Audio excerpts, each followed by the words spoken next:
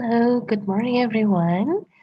So, in this occasion, I will relate the activity that you already did before in the previous meeting. So, you had already interviewed your friends in your group, and it is more or less about the activities that they like to do in their free time. So, based on this question, on what do you usually do in the weekends, I have two possible answers for this question. The first one is that I like to go swimming in the weekends. And the second one, I enjoy playing video games every weekends. All right. So actually, the purpose on conducting the activity is to like giving you an introduction to our topic. So, can you guess what we are going to have? Yes, that's right. We are going to talk about gerunds. Nice. So, yeah, let me give you like direct explanation about gerund. So, you will find the ing words after the verb, but sometimes people also think that gerund is a verb because it looks like a verb. But however, it is actually a noun. So when we can go back to the first two examples, let me review. Like swimming here and playing here, they look like that they are verbs. But actually, the verbs are like and enjoy. Got it? While swimming and playing, they are actually noun, not verb. Okay, so go back here. Yeah, gerund is a verb and it functions as a noun or as the direct object of another verb. And we can use a gerund as the subject, the object, or the object of preposition. So let me peel off one by one on the usage of gerund. Alright, the first usage, it can be used as the subject. For example, playing tennis takes lots of physical and mental skill. Number two, thinking about vacation makes me happy. Ah, it also makes me happy. Only thinking about vacation. Yeah, you are right that playing and thinking, the ing form is the subject, and those are not the verbs, but those are nouns. Like you can see here on the left side of the slide, you can take a look at the dialogue. Sleeping is also very important. Yes, he's right. So sleeping here is also gerund. Yeah, the position is in the beginning, in the very first beginning of the sentence. Let's take a look at the second usage. So it is as the object of the sentence. All right. Mary enjoys watching TV late at night. Alan admits cheating on the last test. And number three, please stop crying your heart out. Yeah, when you can take a look at the position of the gerund, watching, cheating, crying, they come after the verb. Watching comes after enjoys. Cheating comes after admits. Crying comes after stop. This one is subject, verb, and object. TV late at night is the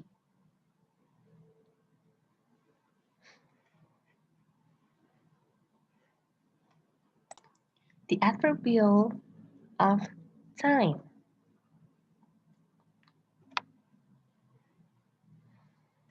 And the last usage is that gerund can be used as the object of preposition.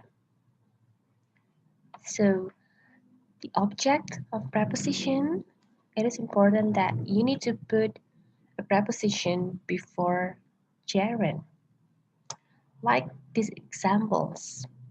Number one, Tim thought about buying a new car. The preposition is about while the gerund is buying. Okay? Number two, I look forward to seeing you soon. So you will find this example in the formal letter easily. The preposition is to. Is to belongs to forward. So forward must be followed by a preposition. Forward to, looking for is the preposition.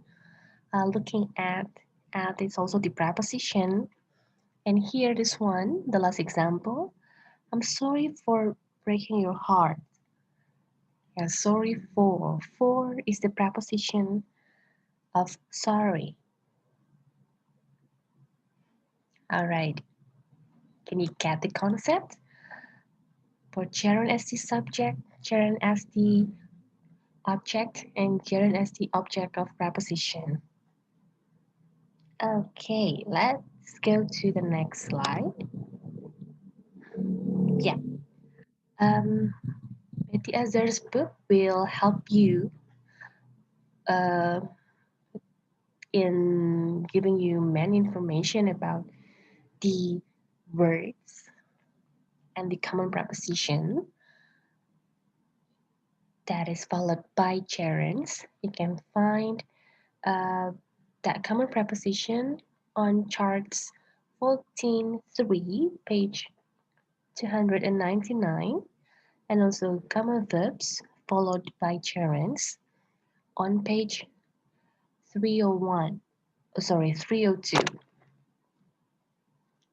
And then you can stop the video here and try to do the exercise for gerund as the object of preposition. So it is on page 298, and please do exercise 1 to get the concept of gerund as the object of preposition more, and after that you can go to the next slide.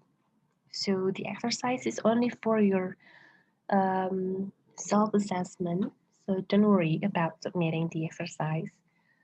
Just try to do the exercise first and move to the next slide. Yeah. All right. So after we know the usage of gerund for use it as the subject, as the object, and the object of preposition, then we will try to take a look at another concept or another type of gerund. So usually gerund will follow go. Yeah, and it is usually used to express recreational activities like jogging or camping or fishing or playing or exercising. Like I go jogging with my dog. I go cycling with my girlfriend. I went camping last week. Or I went fishing with my daddy. It's so simple like that. Just go plus gerund. And then gerund can also be used in some expressions like feel like, it's no use, get used to or be used to, can't stand, can't help, or don't mind. The most popular expression in the usage of gerund is a song entitled I Can't Help Falling in Love with You.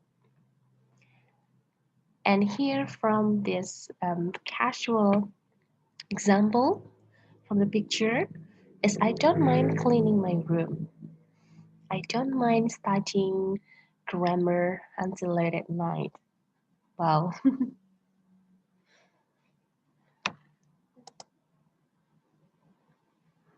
yeah, you can stop and then try to do the exercise.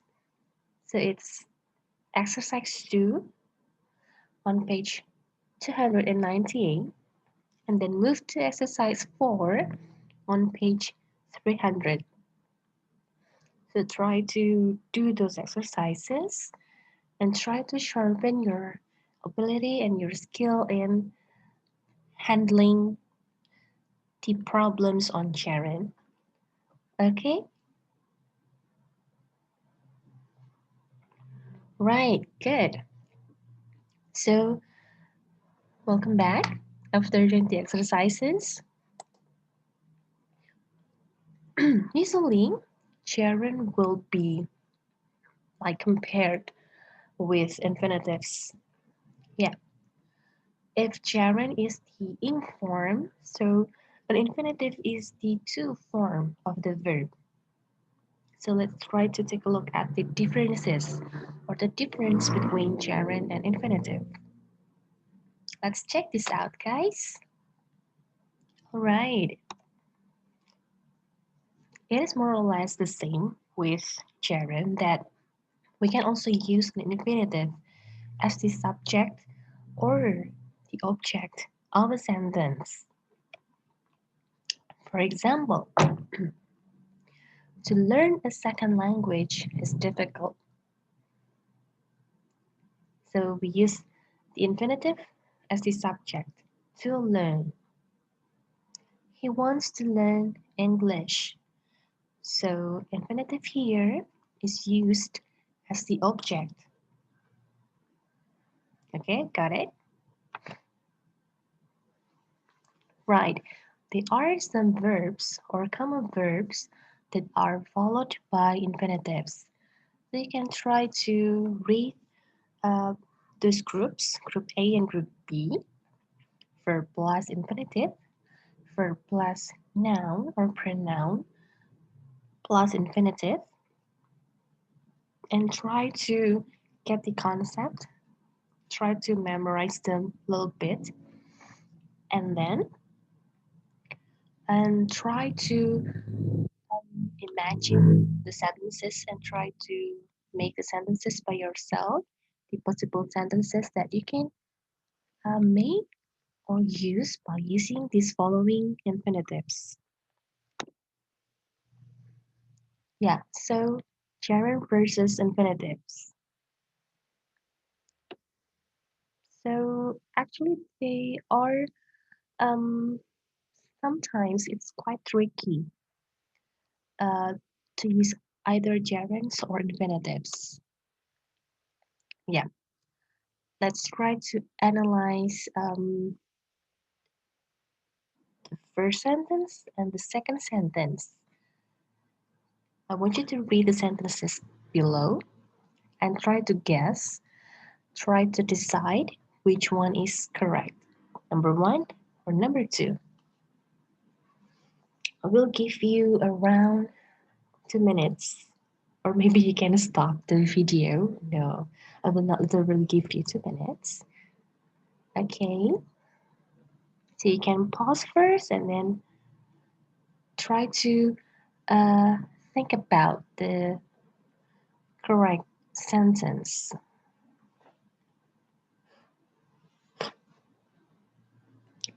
All right, time is up. Let's try to find the correct sentence. Yeah, what do you think? Which one is the correct one? Ta-da! Both are correct. Yeah, the verbs start and like can be followed by either an infinitive or a gerund. And other verbs that can be followed by an infinitive or a gerund are begin, continue, live, hate, and cansan. So not all words can be followed by an infinitive or a gerund. So you must be careful and try to memorize a little bit um, those words. Okay, yeah, so this is the usage for gerund. It is used to describe an actual, real, fixed, or fulfilled action, while infinitive is used to describe, I'm sorry, it's a typo, unreal, abstract, potential, hypothetical, or future events. Alright, so please pause the video and try to digest the sentence. Try to differentiate between gerund and infinitive. Okay, press play. this is These are the examples for the actual event and potential events. The left one is gerund, and the right side is the infinitive.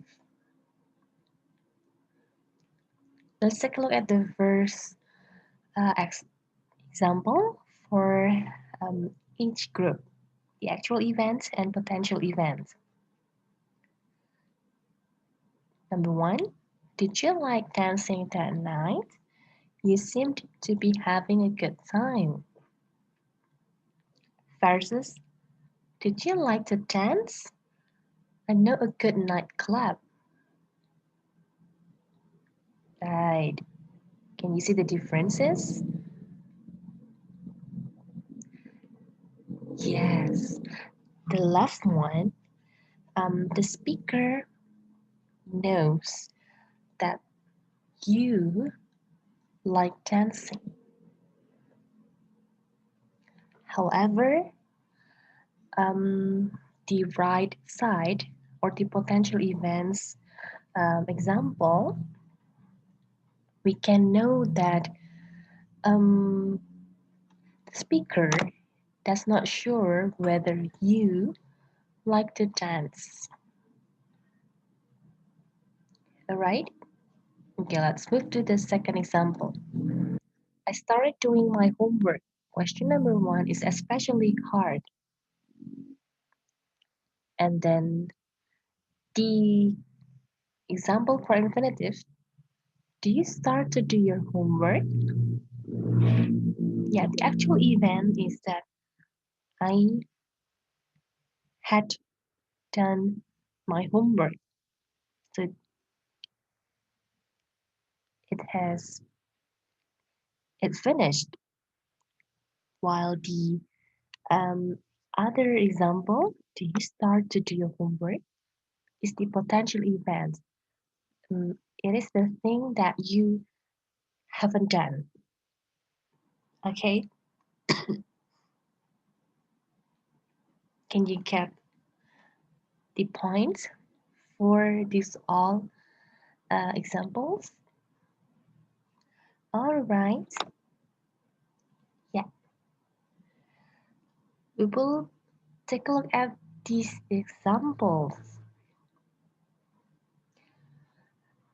The sentences are Tom remembered closing the door, and Tom remembered to close the door. Closing and to close. Yeah, the explanations are below the examples. So the usage of gerund here, closing, shows that Tom remembered that he already closed the door. While the second one, the usage of infinitive to close, it shows that Tom only remembered that he remembered or he needed to close the door. This one, this is a timeline. Tom closed the door and then, Tom remembered closing the door. This is maybe that you already experienced in the real life. And then Tom remembered to close the door. And then Tom will close the door.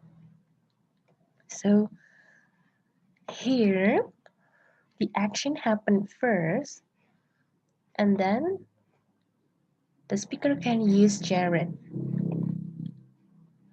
While the potential events for infinitive happened first, and then the speaker can use future tense. So Tom will close the door based on this example. Because he remembered that he needed to close the door, then he will close the door. Got it? Okay. Right. Gerund and infinitive also have passive and past forms. And the action of the past infinitive and gerund happened before an action in the past. So this is a formula, the active and the passive forms. To see becomes to have seen, and then to be seen, have been seen. This is a simple one, and this is a past form. Yeah. Let's take a look at the example. PI means passive infinitives, and PG means passive gerund. She admitted to be left alone. I admitted being left alone. Yeah, in this timeline, we can see that she was left alone by her ex-boyfriend. She was okay, and she admitted to be left alone.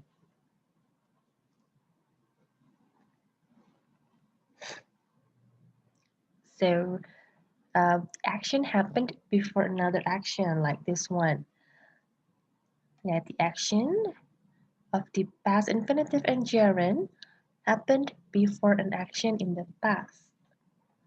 So this one, it happened before this one. Okay, right. So let's try to refresh first. We're going to play. Um, Actually, you don't have to work in pairs. You can work individually and play the game because I think working individually will be like easily for you because it is more manageable, it is more flexible. Just copy the link and then paste it on the browser and try to play the game. It is an exercise, online exercise. It's free. There is no time limitation. You can do it anytime, anywhere, everywhere. And after that, you can just go back to this PowerPoint video. All right. Yeah. So guys, that's the last exercise for this topic. And Jaren is our last topic in the semester. And next week we will have the final test. Yes. Oh my God. Right. Oh, yeah, time flies so fast. I know it. And yeah, it's so sad because we will end this virtual meeting soon. But I do believe that we can pass this together. By the way, for your final test, the topic or the material will be from the first meeting to the last meeting. But it is actually for, yeah, it's more or less a general thing about tenses. So things about tenses, present, past, future, will be given in generals. More or less, I will give you incomplete sentence, complete sentences, or incomplete paragraphs. And then what you need to do is to complete the sentences or paragraphs based on the context. And also, I will give some exercises or like tasks for you. Maybe not tasks, just individual exercises only for your self preparation and self assessment. And you can do the exercise. You may not do that if you do not want to. It's okay. Um, just for your self measurement, to prepare yourself for the final test. And I hope that you can survive during this semester, also the next semester. And I would like to say sorry if I cannot give my best during this semester, and because I cannot meet your expectation for this virtual meeting, because I think it is quite also hard for me uh, handling virtual classes for two semesters. Yeah, this is the second semester that we have the virtual meeting, the virtual class. Many things happened during this semester, and we do have to prepare ourselves for the next uh, semester that probably we will still have the virtual classes. But I do hope that we can pass this easily. Yeah, and probably the pandemic will end soon. Who knows? All right. Yeah. Thank you so much for your support during this semester, for your passion, for your hard work. Thank you for being such nice students. And yeah, the final test will be given via Belajar. So, yep, you can check the LMS on the detail of the test to get the question sheet. Right. I think that's all for this PowerPoint video. Thank you so much for your attention and see you next time. Bye.